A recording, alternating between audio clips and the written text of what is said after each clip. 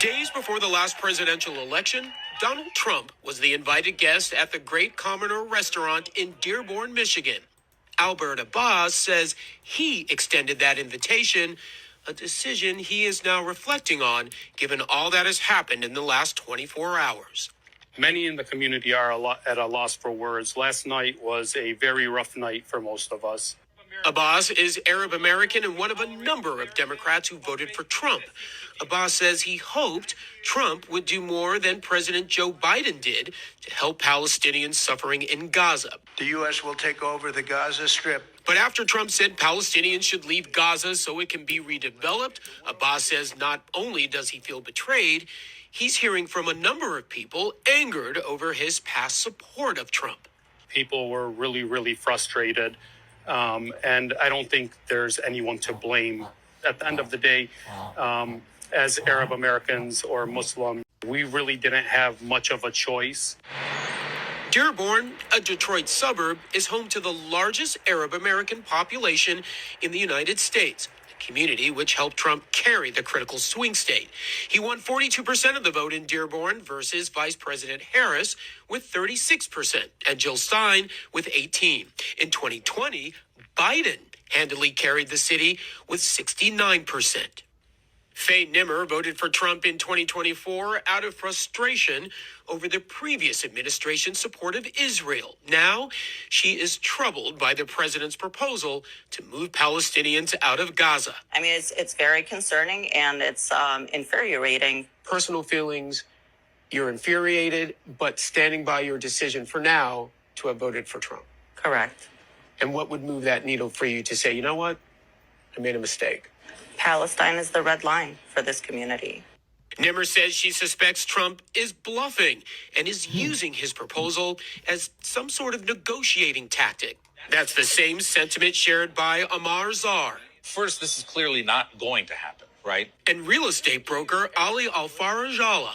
A lot of people are calling me and texting me saying, hey, how did your vote work out? How was that third party vote? Both were so-called protest voters. Neither supported Trump or Harris. Are there any sort of second thoughts now about having supported a third party candidate? Absolutely not.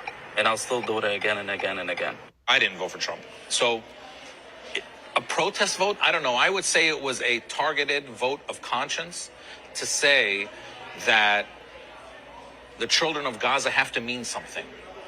Their death has to mean something. And while Arab Americans here were divided in the past, going forward, one point is uniting them: opposition to Trump's proposal to move Palestinians out of Gaza. The community will be unified. I will tell you this. The Palestinian people would rather die and live in a demolition site than to be ethnically cleansed and being sent out of Gaza to Egypt or Jordan. Don't start commenting yet. There's more. Trump's remarks are very outrageous. Obviously, what he said is ridiculous, and it would never happen. I'm disappointed, but I'm not surprised. I'm here in Dearborn, the largest Arab majority city in the U.S., and the war in Gaza was a deciding factor in the presidential election here. In this largely liberal city, President Trump won, and that was a big deal. We came here to speak to the Arab American community to find out how they feel about President Trump's comments about taking over Gaza. I voted third party. I think it's unlawful and delusional for him to think that he can displace Gazan people from Palestine, and that is calling for ethnic cleansing. I voted for Donald Trump. The initial reason why I voted for him was that he promised to bring stability to the Middle East and, to focus more of our resources on our country. Do you regret voting for Trump? I feel like I do and I don't. It's like mixed feelings, because I feel like if I did vote for Kamala or I didn't vote at all, my vote would have went to waste. She might have won, and I don't think that it was in her best interest to have a ceasefire. No one should be shocked by it. This guy's illiterate. He's never read a book about Palestine or maybe a book about anything. How did you vote in November? Stein. Why did you choose not to vote for Trump or Harris? If the Democrats would have won the White House, no one would have ever listened to us ever again. They would have said these people cry wolf. They'll eventually come around, or their votes don't mean anything. We couldn't let that be. Now, comment down below.